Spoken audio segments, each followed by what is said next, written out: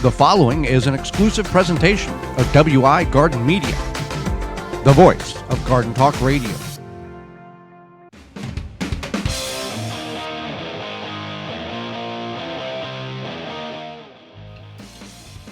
Coming up on the program today, we're going to go over how you can grow great garlic in your garden, as well as understanding the multitudes of different types of cooking flour that are out there. And author Loree Bohl will be with us, and we'll answer your garden questions. That's all this hour, and it starts right now. You are listening to the most informationally packed hour of garden-focused radio in the country and on the internet with your host, husband and wife team Joey and Holly Baird. This is the Gardening with Joey and Holly radio show. Welcome to the Gardening with Joey and Holly radio show. Happy that you've allowed us to be part of your day and hanging out with us for the next hour. I am your host, Joey Baird. Beside me is my wife, co-host, best friend, and gardening partner, Holly Baird. This program is for you, about you, to help your garden grow better, to maintain your landscape, grow healthier trees, make your grass look greener, as well as preserving what you grow. There's a number of ways in which you can get a hold of us, and we thank you for however you're capturing the program, whether that be on one of the 15 radio stations in the U.S. that are broadcasting our program here in 2021, through a radio app, through the WisconsinVegetableGardener.com Season 5 tab at the top of the page, our parent website, podcast replay, or in-studio video replay. Thank you. If you'd like to get a hold of us, you can do that by sending us an email with your question, comment, or just saying hi to gardentalkradio@gmail.com. That's gardentalkradio@gmail.com. If you'd like to talk with us directly, you can do that by putting your fingers in your mobile device and dialing us up at 1-800-927-SHOW. That's 1-800-927-7469. Big show lined up for you. We're going to get right into it. In a way of how you can grow great garlic in your garden. And there's really, it's how you say garlic is stupid easy to grow. Right. That's exactly what I say, is that it's very easy to grow. So the biggest thing is you want to decide what type of garlic you want to grow. And we're not talking about what variety necessarily, but there's two different types. There's the hardneck and the softneck. Two categories. Two main categories. So the hardneck is the one that has a stronger flavor. You can get the scapes from it, so it's almost like you have two harvests or two, produce. It produces something. You get a bonus. You get a bonus. Bonus harvest, yeah. And that's the one that the stem goes through the middle. And then the softneck is the one that does store a little bit longer. It has a more mild flavor, and it doesn't have that scape. Now, which is best for you? Well, it depends on where you're at. I mean, hardneck and softneck can grow in most parts of the country. Now, garlic growing in the southern portions is a little more challenging than in the northern areas. Predominantly, hardneck garlic is recommended for the colder climates. Softneck garlic is more geared towards the warmer winters. Both can be grown in the north, and that's where we are at. There's garlic growers that do very successful growing softneck garlic in the colder climates of the United States. So it really is up to you what you would want to pick from. A couple of things you want to keep in mind is whenever you decide which one of those you want to get, some people will be like, hey, I want to get as many cloves, or I want big cloves, or I want a lot of cloves. It really depends on the variety. Mm-hmm. Some have 4, some had 15, based on the type of garlic variety in which it's just like tomatoes. Some are big tomatoes, some are little tomatoes, so on and so forth. Right. So, yeah. So you definitely want to keep that in mind. Also, you want to think about where you're going to grow this garlic. But before you decide where you're going to grow it, you may have to obtain the garlic. And you can get the garlic from lots of different places, but you don't want to get it from your big box regular grocery store. So you can get it from the farmer's market. You can get it from a garlic supplier. You could see if a friend is willing to give you some to get started. So any combination of those. You want to make sure you hopefully know the variety, if it's hardneck or softneck. And then also if it's something that you want to, maybe if you have a variety of garlic that you get and you want to continue to keep those varieties separated. Like we grow Spanish Roja, German Hardy, Georgia Crystal are the three main ones. We don't separate ours. We kind of just throw them mishmash all together.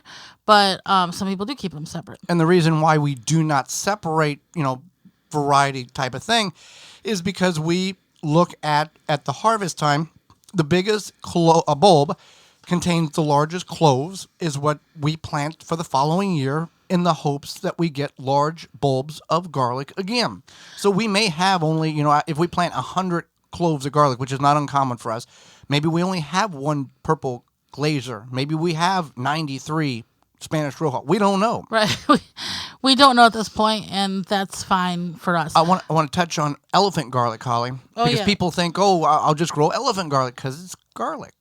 Elephant garlic is not officially garlic. It is part of the allium family, so it is. It's basically a cousin or whatever of a leek or an onion, and garlic is technically kind of in that family, but not quite the same. So elephant garlic is part of the leek family. It's not a true garlic, but it does have garlic flavor, and it does have cloves. But you can grow it in one season, like you can plant it in the spring and then harvest in the summer. Now, some people will try to grow garlic in one season, plant it in the spring, harvest it in the fall. We have tried that. We haven't had that great success with it. What we find that works best for us is we plant it in the fall, approximately 30 days, give or take, based on your area, before the first hard freeze. So we take the first Saturday in October each year, rain or shine, and we've planted it in the mud before, and we plant our garlic. It overwinters. There's going to be a little bit of top growth that develops prior to the snow or the freeze or the cold weather coming. That's totally normal. And then we leave it alone. And then we harvest it based on the variety between June and July the coming year. So we're setting at about a 9-month investment in of real estate, whether that's a designated garden bed or if you've intermingled it along your house with the roses or the flowers or other means of vegetation. Right. So you can plant it there. The biggest thing is you want to rotate it. So if you planted garlic there that year, like this year, like you harvested this year, you don't want to plant in the same spot next year. Also, same thing goes for onions or leeks or anything in that family, the allium family, shallots. You don't want to plant there. You don't want to plant, if there was onions there this year, don't plant your garlic there. Wait a year. Wait a year, let everything cycle through. Unlike other varieties of vegetables or fruits in which you may be growing that you could, sneak in a second year in the same bed, these you don't want to do that to. Right. What you want to also keep in mind is at the time of planting. Well, let's talk about the selection of the clove, because that's your key. People will plant from seed, but the clove is the recommended because of the short growing time frame which it gives you, and the more control over what you have. Whenever you're buying it from a garlic supplier, garlic online supplier, whole food type of organic food store, and you can get the variety identified, you're wanting to, let's say you're going to plant next Saturday. So you're going to leave things all intact, just like you bought the bulb, until probably about Thursday afternoon, Thursday evening. Then you're going to start breaking that apart, leaving the skin intact. Do not remove the little paper stuff that separates or is covering the clove. You're looking for the largest cloves in that bulb of garlic. So you can, once selected those large cloves, and a bulb may contain 8 cloves, and 6 may be huge and 2 may be small. You can plant them all. That's not against the rules here. You can put all of them in the ground. But at that point, about 24 hours before you intend to put them in the ground, you can hydrate them. What are some options when it comes to hydrating your bulbs, and how do you hydrate your garlic cloves? Sure, you can hydrate them in just plain water. You can use a compost tea. That's pretty much it. I don't know what else you would hydrate them in, but you just take them, put them in that liquid, and then you let them sit overnight. And hydrating them will make them germinate a little bit quicker, but it's not required. Not required, and the reason why you may want to, and you're thinking, well, why do I want them to germinate quicker when they're going to go into dormancy? You want to get that root establishment completed prior to them getting cold and going into dormancy. We're talking in the ground, physical in the ground, or in a raised bed. You can grow these in a container. However, the larger the container, the better, because when we think of the ground freezing, we think it's rock solid. There's nothing. Technically, the ground doesn't freeze rock solid. A container does, like an ice cube, a 5-gallon, 10-gallon, 15-gallon grow bag or container. When it freezes, it is absolutely an ice cube solid. The ground doesn't. So back to we've soaked our garlic cloves for 24 hours, and we're going to plant them. In the raised bed ground, we plant them about 2.5 to 3 inches deep. Now, you don't have to get the ruler out or the tape measure. Make a drill and just drop them in. If you're in a raised bed, you go 4 inches. You're not going to have too big of a problem. And you're going to space them, the book says, or the internet says, Holly, about 12 inches. We find 8 really works pretty well. Right. You can plant them 8 apart. That's not a problem. So you want to plant them with the pointy side up, just like it comes off the bulb. And then, again, 2 to 3 inches deep. And that's how you plant them. Now, you can put some mulch on where they are. If you do use mulch, you just want to use like maybe an inch of mulch. You don't want to put like 3 feet. We made that mistake once. So just a thin layer of mulch, about an inch of mulch. And then they will sprout. You'll see them sprout before winter. But then that's okay. You don't have to worry about that. In the spring, when you go to your garden to kind of work the soil, whatever, you will see them sprouting more. You can, at that point, if you wanted to, you could fertilize, side dress, whatever. And if for whatever reason you live in an area that they might need water, our springs here are extremely wet. But if you think that they would need water, you can certainly water in the spring. Now, back to the planting. We go 8 inches from plant to plant and about a foot from row to row. That works out very well. If you are one of these individuals, similar to us, who prefer a visual of what we are speaking about, you can go to our parent website, thewisconsinvegetablegardener.com, and in the search bar on the right-hand side of the top, just put in garlic planting, and we've got about 6 or 7 videos that walk through exactly what we are describing on the radio here of how to do that. So that's another avenue in which you can to learn and interact with us as well. So that's pretty much it. I mean, you got the scapes. We talked about that. They will occur about 4 to 6 weeks prior to the harvest of the garlic. When you see the scapes occur, you're going to that's an additional growth coming out only on the hardneck garlic out of the central stem of the plant. Once it does a twist or a curl, you can harvest that and use that. You just trim it right at the junction where it comes out of the plant, and then if you don't, what happens? If you don't, it's going to put its energy, its growing energy, into producing that scape into a seed pod, because plants only care about reproducing for their survival. They don't care that you want to eat those delicious garlic cloves. It'll actually make the bulb smaller in the ground because the energy is stored in the bulb, and then it's storing that to make that seed production. Right. So you want to trim the scapes, and then once you're done with that, within 2 to 4 weeks, you'll start to see the lower leaves of the garlic plant kind of die back, turn yellow-brown. Then you know it's time to harvest. If you grow soft neck garlic, the necks or the tops are going to fall over just like onions do. And you can use it right away, or you can cure it and store it. Whichever method you do that, you want to dig the garlic out of the ground with a shovel, with a fork. You do not want to physically pull it out, because in the curing process, in a form of which you hang or set the plants vertical out of the ground in a container or hang off a wall or an eaves, you're allowing the energy that is in the stem to gravitate pull back into the bulb to add a little more flavor. And if you do yank the stalk out of the garlic bulb, you're going to have to dig the bulb out anyways, so you might as well just make one move, use a garden fork or a shovel, and gently pull them out of the ground. So that's a real down and dirty quick way of how you can grow successful garlic. You don't have to be a master gardener to grow garlic. You don't even have to be really any type of gardener to grow really good garlic. You just got to get it in the ground. Right. So with that being said, we know that growing food, just like garlic is important to you, well, so is where maybe your other food comes from. The Gardening with Joey and Holly radio show is brought to you today by our sponsors, Walton's Inc. Listen, we know you care about where your food comes from with preserving your fruits and vegetables, but if you think about, maybe where your meat comes from, Walton's Inc. has all the equipment, seasoning, and supplies to make jerky, snack sticks, whatever to your high standards. Want to make snack sticks that people will actually like, there is a website called meatgistics.com to help people educate on the hows and whys of meat processing. And there's almost 15,000 users who will help you with your process. Otherwise, if you go to waltonsinc.com, they have everything from sausage, stuffers, mixers, grinders, all sorts of things to help you go from animal to edible.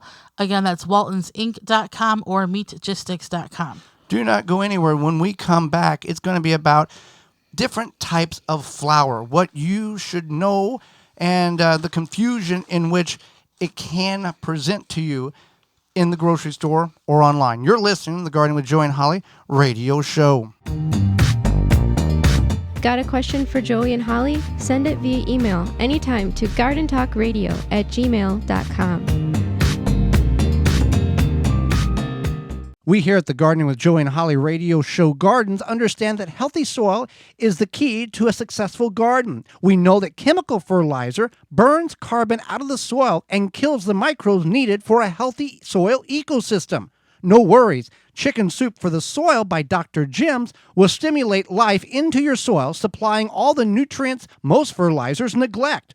Rather than force-feeding water-soluble chemical fertilizer, we suggest feeding the microbes a smorgasbord of 100% biodegradable nutrients that your plants can consume when they need them. The nutrients are readily available to maximize their genetic potential. Chicken Soup for the Soil will increase the quality of the fruit and vegetables you grow. Visit drjims.com. That's drjimz.com. The number one key to healthy, productive plants are the roots. Starting from seed to full-grown plants, rootmaker.com has the answer. From seed starting trays with an innovative design that air prunes the roots, creating a fabulous root system, never again will you have root-bound plants, to multiple gallon grow bag sizes to raised beds. Rootmaker.com has your grow needs covered. Visit rootmaker.com. Use coupon code RADIO21 and get 15% off your entire order. Straight from the farm, fields, and briar patch, Piper and Leaf Artisan Tea is a tea like you've never imagined it. Get our award-winning tea delivered right to your front door and become part of the Piper and Leaf family.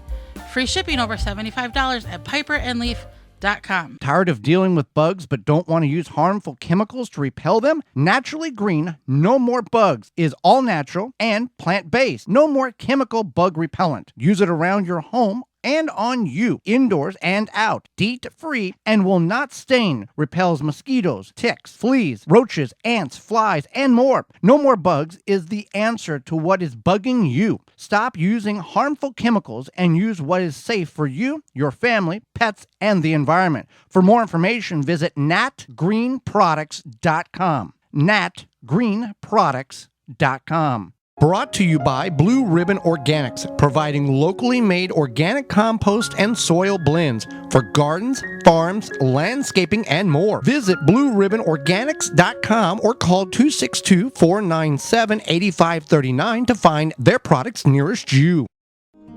The Gardening with Joey and Holly radio show is brought to you by the following: Blue Ribbon Organics, Naturally Green Products, Ironwood Tool Company, Easy Step Products, Rinse Kit, Soul Brew Kombucha, Wild Delight, Rykon Vitova, Chip Drop, BaleBuster.com. Find all sponsors at the WisconsinVegetableGardener.com and thank them for their support.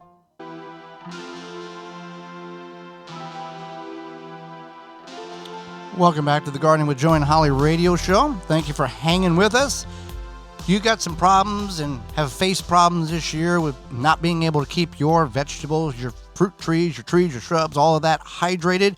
Well, have you not used Tree Diaper? Tree Diaper is the product that will fix all of those problems for you and a whole lot more. Yeah, if your plants could talk, they're going to tell you, especially by now, that they would want to be properly watered. First of all, if your plants could talk, that we've got a whole nother show going on. Yeah, go ahead. Either, they get too much or too little. How do you water properly? Maybe you don't know how to, maybe you don't have the option of something like irrigation, you Or can the time. or the time, you can take the guesswork out by using the tree diaper. Tree diaper is a revolutionary watering system that stabilizes soil moisture by taking up excess water and slowly releases it when plants need it. The tree diaper is filled with water from rain or when you water, and slowly releases water over 3 weeks. No pipes, hoses, or electricity needed. Whether you're a first-time gardener or advanced, tree diaper will improve the way you water your plants. It's made in the USA. You can check out all the sizes they have available.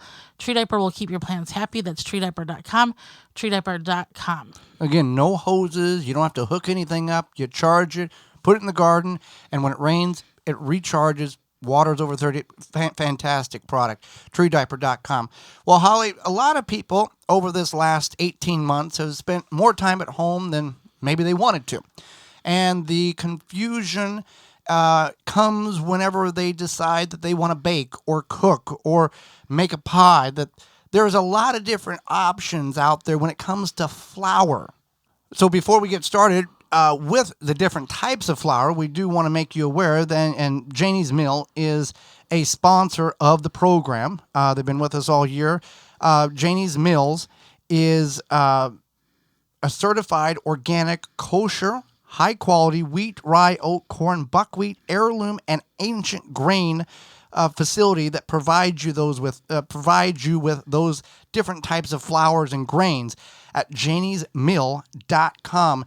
They care about what you put on your table. Visit janiesmill.com.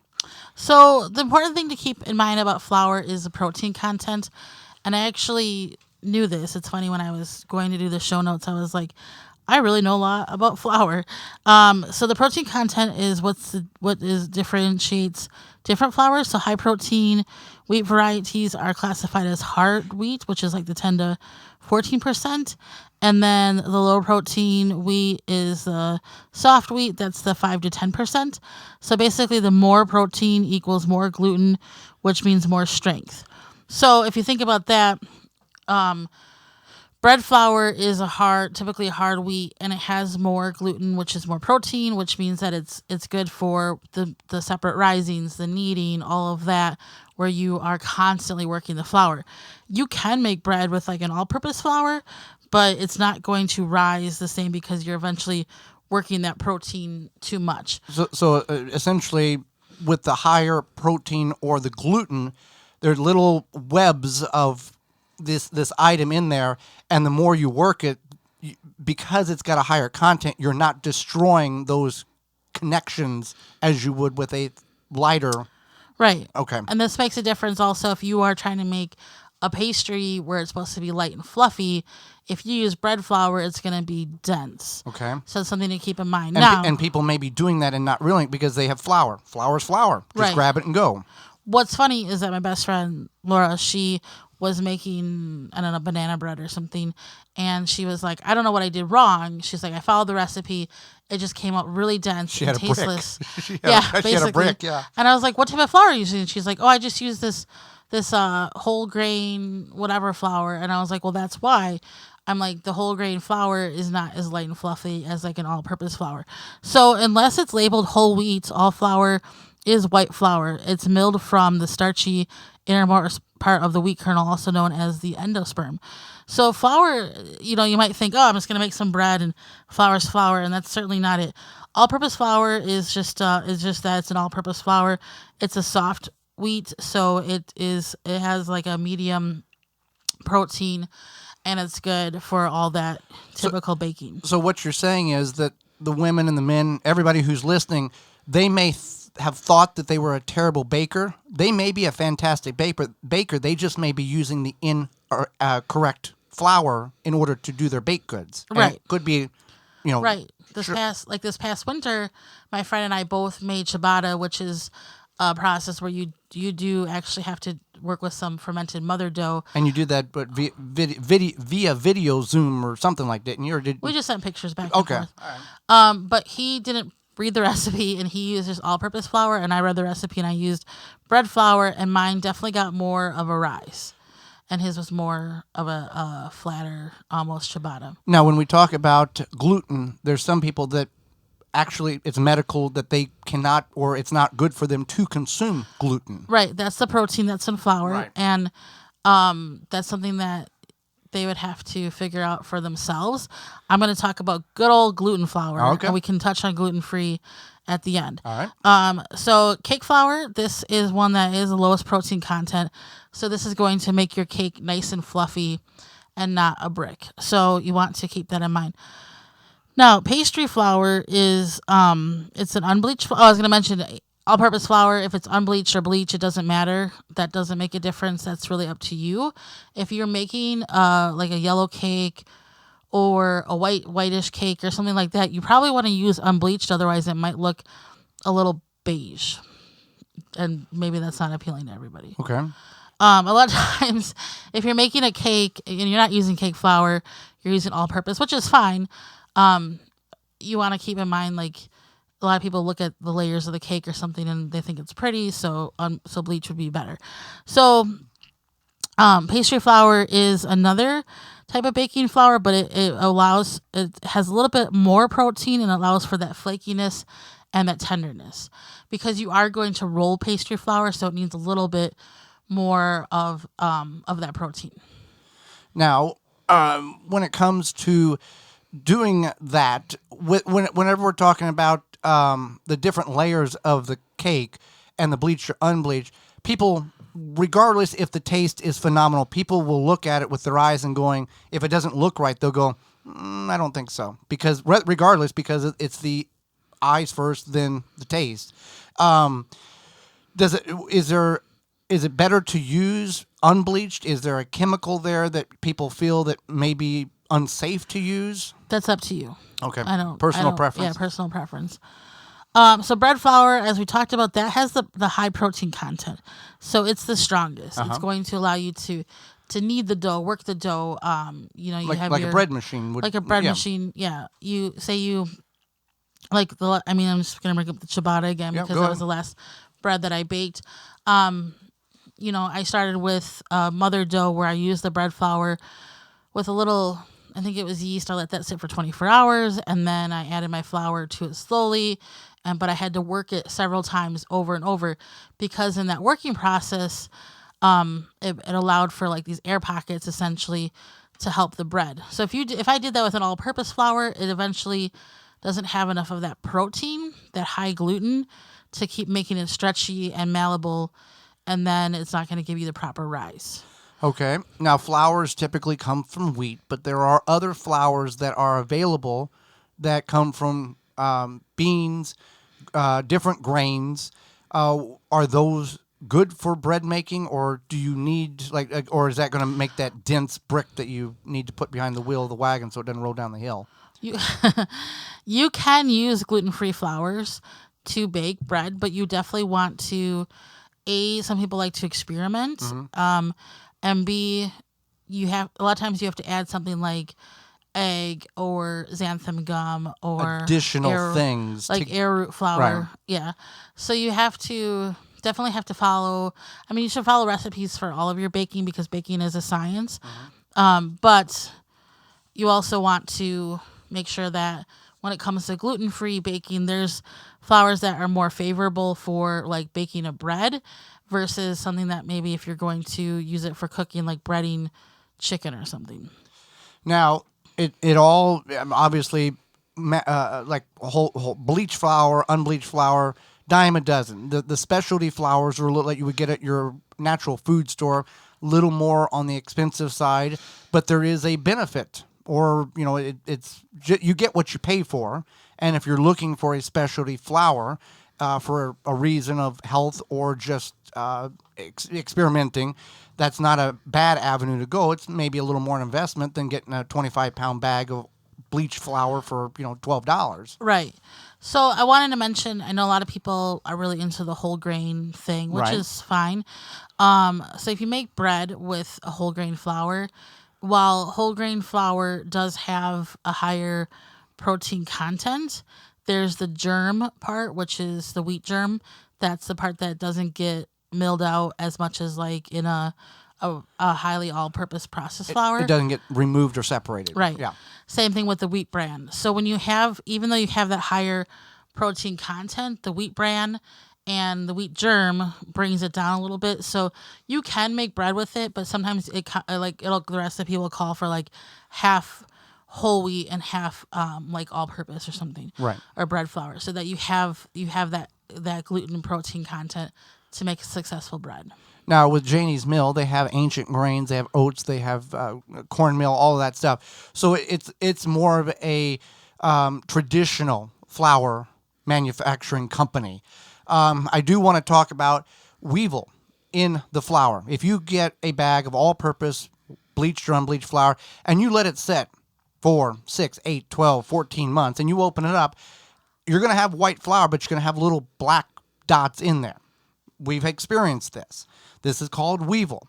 During the farming process, whenever the grain is harvested and stored in a bin or a granary or a facility, there are tablets in which first you spray the area with a toxic spray, and then once the grain is put in there, then you take these very potent tablets and you shove in the grain, and then over time it will immerse the gases in order to kill the weevil. Not all weevil is killed. The purpose of removing the weevil is the weevil will eat the inside of the grain of wheat out, and then you have no value and no weight, and it's a waste. So whenever you see the black dots, those are most likely weevil, dead or alive, and technically it's not unhealthy. It is safe to consume them. So if you only have flour that have a little weevil in it, just go ahead and use it. Totally safe to do such. But most people are very put off by seeing this in their flour and will dispose of the flour altogether. But that is what you're getting. That's what you see. And technically, even if the flour is purchased tomorrow and you use it, there are certain microscopic amounts of weevil eggs in there that, if left alone, would hatch. And that's actually a huge reason why they say don't eat raw cookie dough unless it's safe for eating, because it's not necessarily the egg, it's the raw flour. And if you, like you said, not that the weevil is bad, but the raw flour can be harmful to some people. Well, you know what is also harmful, Holly? Those Japanese beetles. Summer's just about over. Most of the kids are back in school. Nights are getting cooler. Days are getting shorter. And you've probably forgotten about that lawn that you shouldn't have, and the lawn's a little sad. Yeah, just because it's fall, we don't want to forget about our yards and those Japanese beetles either. They may be gone, but they're not far away. Not only did they feast on your roses and berries this summer, they laid eggs in your turf so that they can start again next year. You want to take a stand with Phylum's Grub Gun. Grub Gun is a non-chemical BT granular that specifically targets those scarab pests and their larvae. You simply apply the granule with a spreader, irrigate into the soil, and let the naturally occurring bacteria do its job. Not only is Grub Gun easy to use, but it is the only non-chemical choice that effectively controls those grubs that are in your yard. And the best part about it, it's non-toxic to bees, butterflies, and other beneficial insects. In fact, Grub Gun has 0 label restrictions for flowers and applications around flowers, so you don't have to get down and remove those flowers to prevent those beneficial insects from taking up the poison that other products would leave and tainting their hives. Have you checked it out? That's Grub Gun from PhylumBioproducts.com, the natural choice. That's PHYLLOM bioproducts.com. Well, hang out. Don't go anywhere. Loree Bohl, author, will be with us right after this. You're listening in the Garden with Joey and Holly radio show. Got a question for Joey and Holly? Send it via email anytime to gardentalkradio@gmail.com.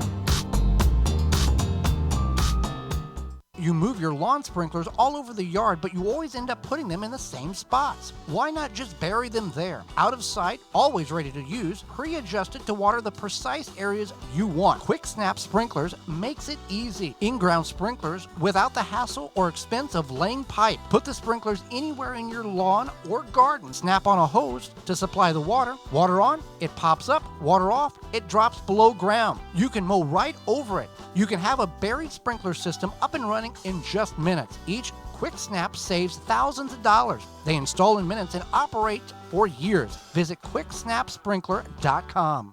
With the right tools, plant maintenance is easy and more effective. Ironwood Tool Company has the right tools for your project. From pruners to loppers to saws and shears and cleanup tools, get the right tool for this season, making your job much easier. Find them all at ironwoodtools.com. Rinse Kit, your hose on the go. No pumping, no batteries, simply fill from your spigot or sink on your way out for up to 5 minutes of spray time anywhere. Spray it, wash it, rinse kit. Hello, I'm Joey Baird from the Gardening with Joey and Holly radio show. If you're looking for merchandise for the program, you can go to thatismyshirt.com and get shirts with our logos on it. If you'd want to go a different route, they have a lot of comical, logical, and witty sayings on shirts that you can wear that makes a statement. From valedictorian from Common Sense University to I Heart Compost to Don't Be Just Average Today, and a number of other great sayings. It all can be found at thatismyshirt.com. Thatismyshirt.com. Sizes from small to 5 extra large and multiple colors per shirt to choose from. Thatismyshirt.com. The Gardening with Joey and Holly radio show is brought to you by the following: Simply Earth, Seed Savers Exchange, Quick Snap Sprinklers, Water Hoop, Timber Pro Coatings, Bloomin' Easy Plants, Pomona Universal Pectin, Ivy Organics, Tiger Torch, Happy Leaf LED, Seedlink. Find all sponsors at the WisconsinVegetableGardener.com and thank them for their support. Welcome back to the Gardening with Joey and Holly radio show. Moments away, Loree Bohl. But first, got some problems with the yellow jackets. Rescue has that solution ready for you. During these dry summer months, you will notice that there are more aggressive yellow jackets flying around. They are looking for your barbecue meat, sweet drinks, and anything sweet or water sources they can get to. You want to keep them at bay with the Rescue Yellow Jacket Traps. Rescue Yellow Jacket Traps are an eco-friendly do-it-yourself option to keep those stingy pests away from you. They use a powerful lure for yellow jackets, and they will not attract beneficial honeybees. All Rescue products are made in the USA. You can go to rescue.com. That is rescue.com. Holly, let's go to the hotline and bring in our guest for this week. Yeah, Loree Bohl is an author, gardener, and garden writer. And she's a lifelong resident of the Pacific Northwest. Her book is titled Fearless Gardening, and she loves all types of spiky plants and more. Welcome to the program, Loree.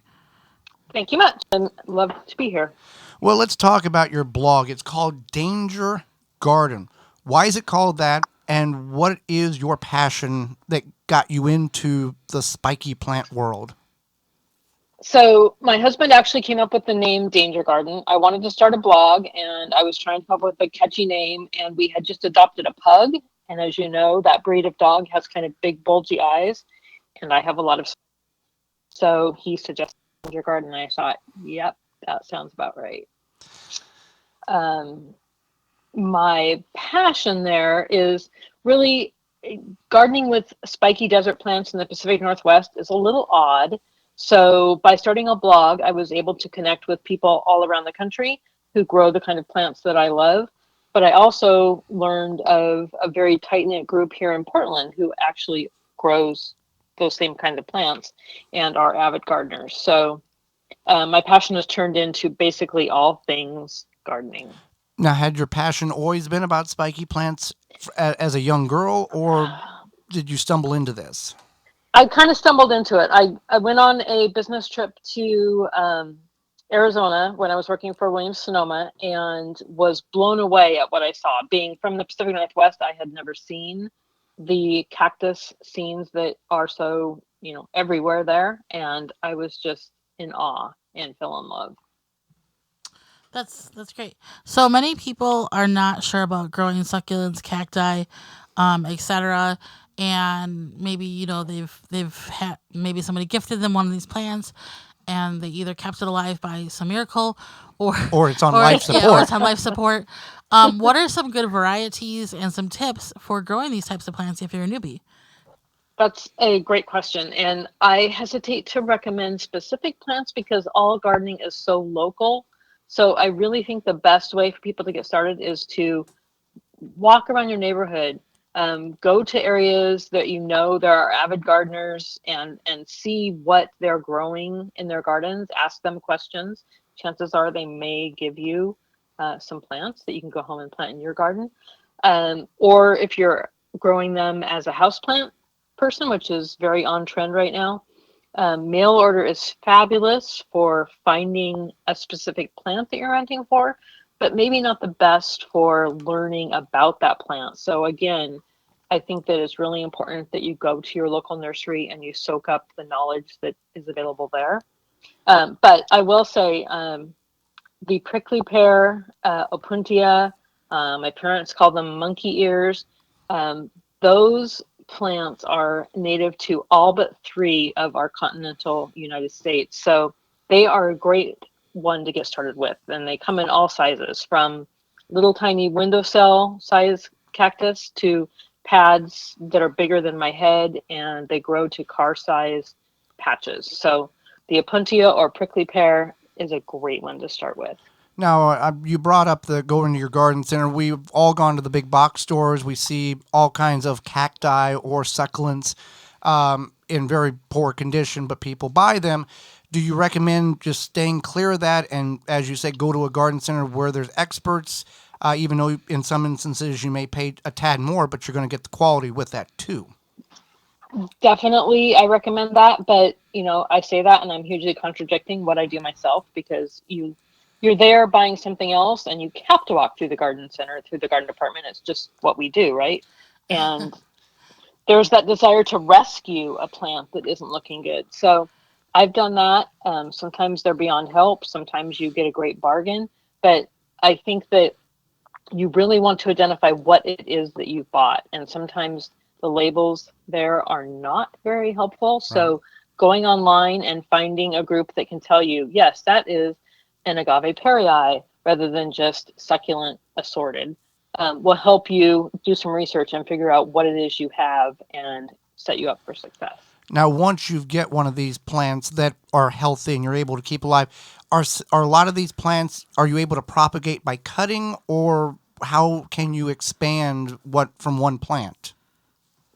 Many of them, like agaves, some aloes, send out pups, which are baby plants around the mother plant that you've planted. So those are really easy to dig up or unpot and pull away and repot, and you have another plant, or you can give it to a friend. The opuntia that I mentioned earlier, you just break off one of those pads and stick it in, let it callus over, let the end dry up so it doesn't rot, and stick it in some soil, and it's going to start growing. So those are the easiest ways to propagate. I am not a seed person. I know you can grow these plants from seed if you get a bloom and you have seed set, but I'm not patient enough for that. So I like to propagate by just separating pups or breaking off pads.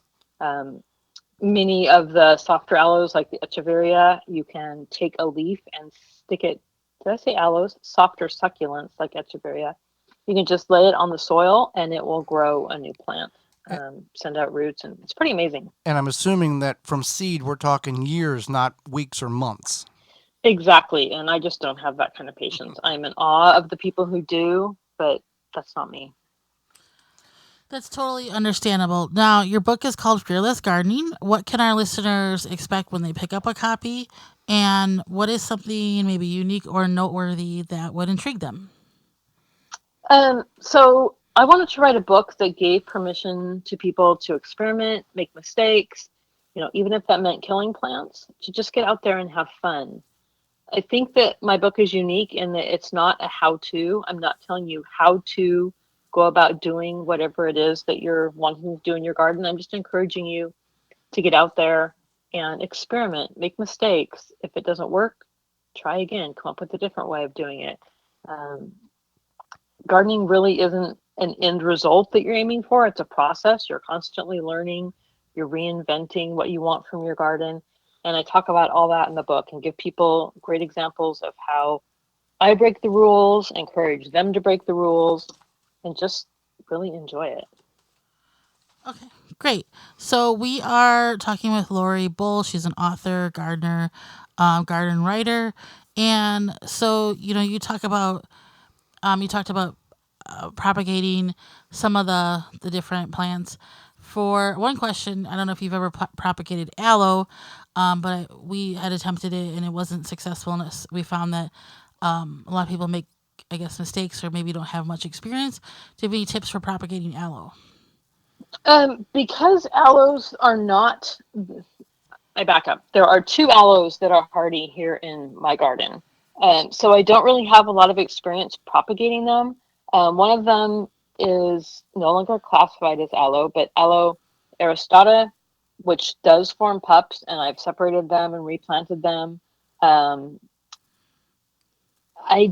don't have a lot of experience with aloes because I have so many agaves and other succulents in containers that I haven't branched out to plant a lot of aloes in containers. So I'm sorry, I'm kind of letting you down on that one. It's okay. So you did say that, you can definitely like wait for a pup and separate that when it comes to any of these, succulents or cactus. Is there any other tips you would recommend for people that do want to separate and, propagate to keep in mind? Is it just pretty basic as much as recognizing where to separate it, or any other tips there? It is so easy that I think I know I take for granted that you can say there's an agave that you have that has sent up a couple of pups at the base. It's in a container and you want to separate those pups. So pull it out of the container, kind of tease away the roots. If you pull that pup off and it breaks away, as long as the bottom is intact, even if there are no roots, it's going to be fine. You can just let the bottom dry a bit so it's not an open wound, basically, and plant it up in some free draining mix, and it's going to root and it's going to grow. And because they are so easy, I often mistreat more tender herbaceous plants that actually need their roots.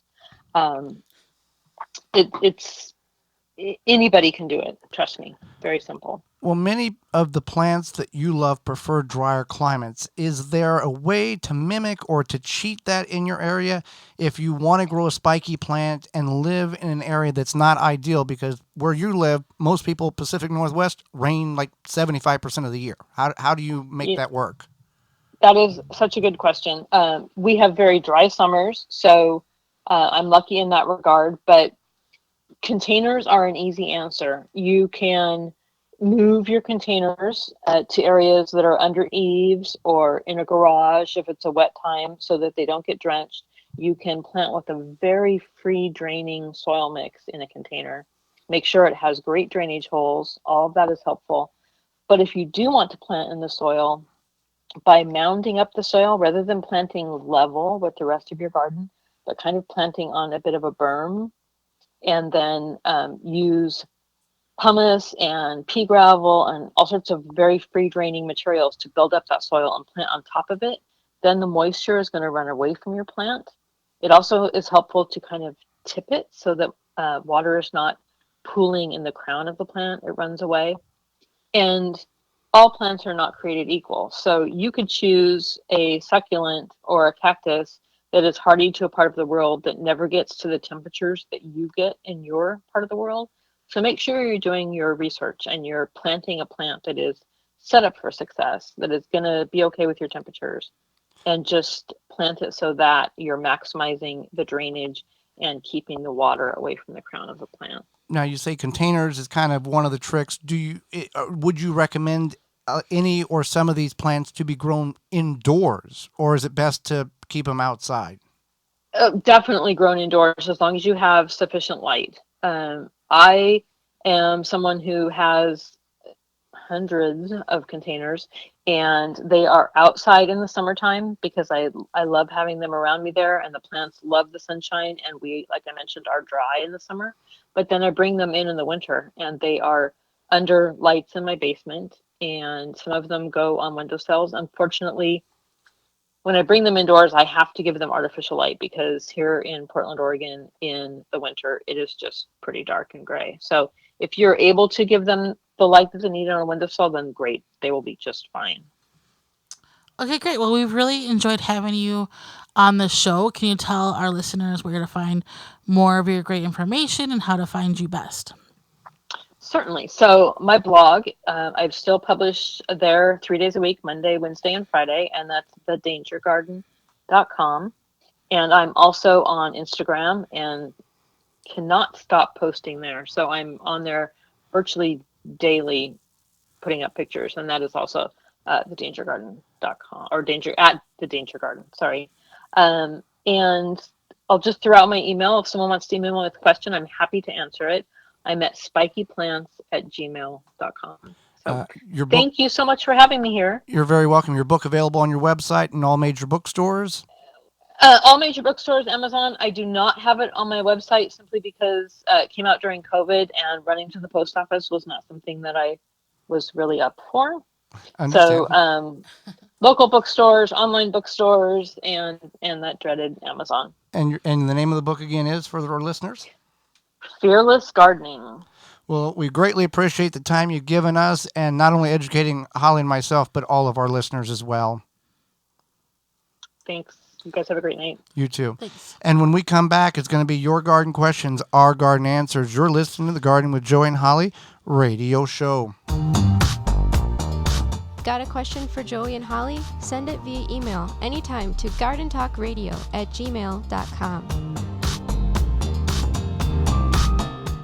Is your dog that's causing dead spots in your lawn? Dog urine can burn lawns and ruin the appearance of your lawn very quickly. Fortunately, our friends at Nature's Lawn has a solution for this problem with their Spotless Lawn product. Spotless Lawn's three-way action helps neutralize dog urine, helps move it through the root zone, and then helps the grass recover.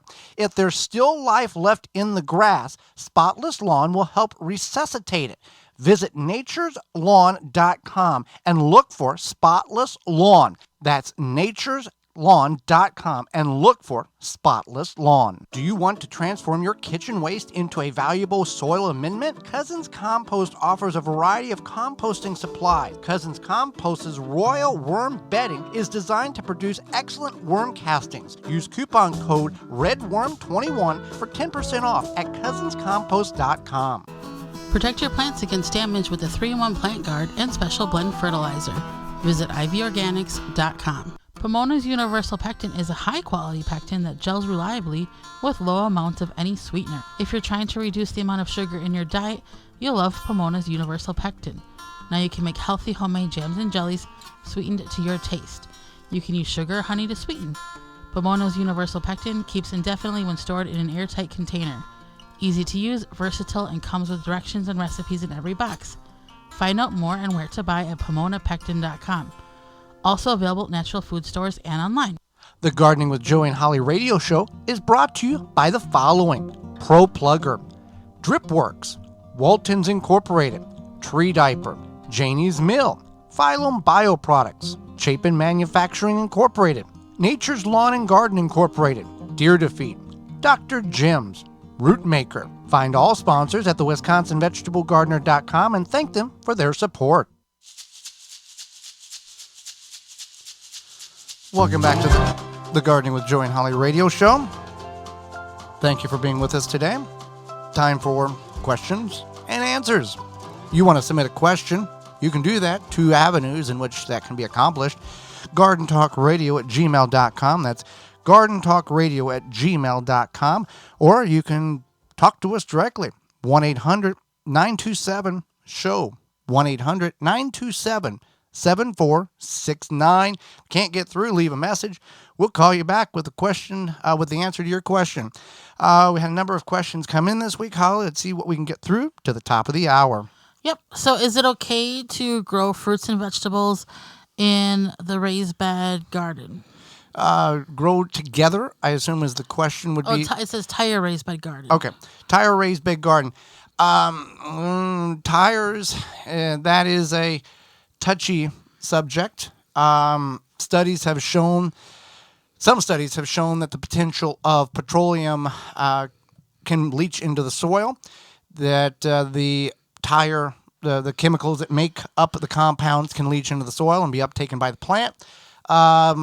Short term, some people will say it's not a big deal if you're growing edible plants in a tire or tires.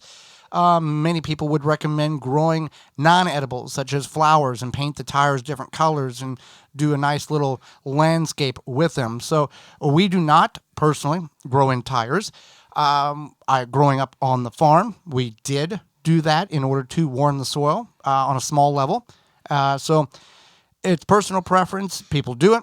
People say it's not right. Other people say it's okay. So we really didn't help with that question very much, I don't think.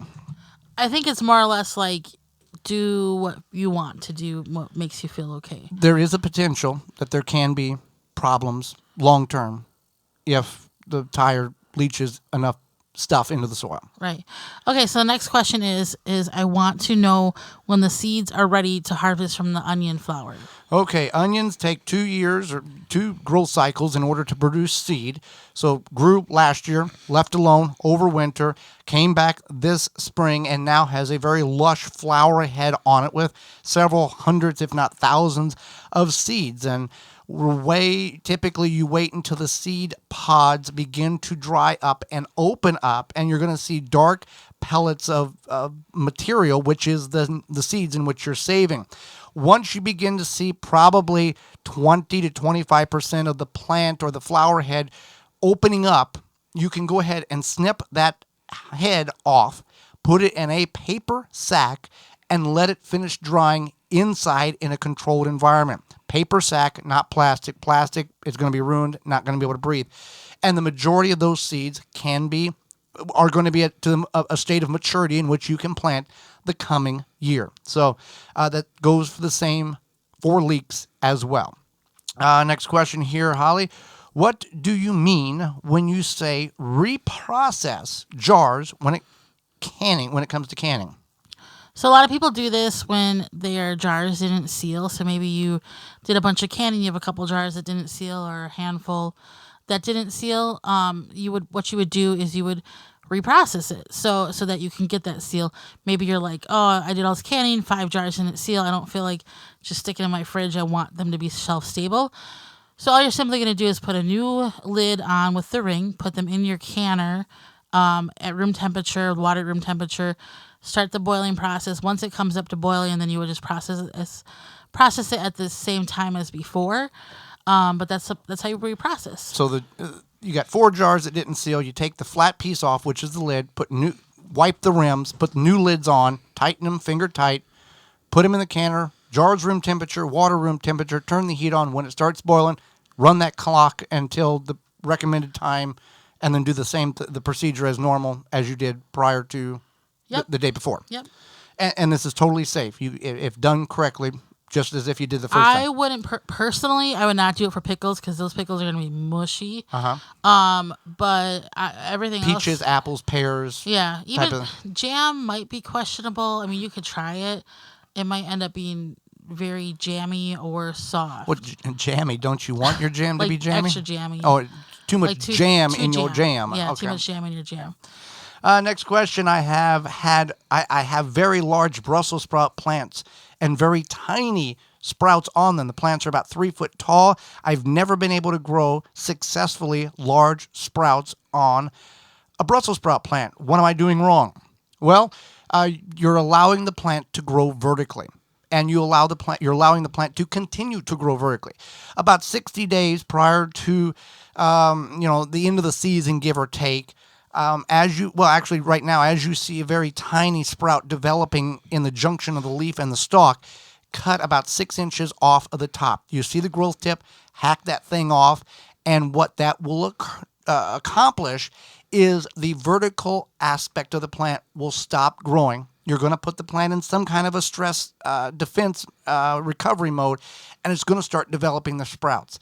By trimming that top 6 inches growth tip off, you will be amazed how large the sprouts become when you allow the plant to stop growing vertical and focus on the sprouts. So whenever you begin to see the sprouts develop in the junction of the stalk and the limb, take that growth tip off the top, and you'll do just fine. Well, with that, we are out of time. We thank you for yours. Did you miss any portion of the program today or would like to revisit it? You can do that by going to our parent website, the WisconsinVegetableGardener.com and clicking on the Season 5 tab at the top of the page. Or you can send us an email to gardentalkradio@gmail.com, gardentalkradio@gmail.com, and we'll send you the link to this program. Tune in next week to the show where we're going to talk about all things pumpkins and garden prep for next spring's garden. Our guest will be author and chef Valerie Rice, and we'll answer your garden questions. So until next week, for Holly Baird, I'm Joey Baird, and we will see you in the garden.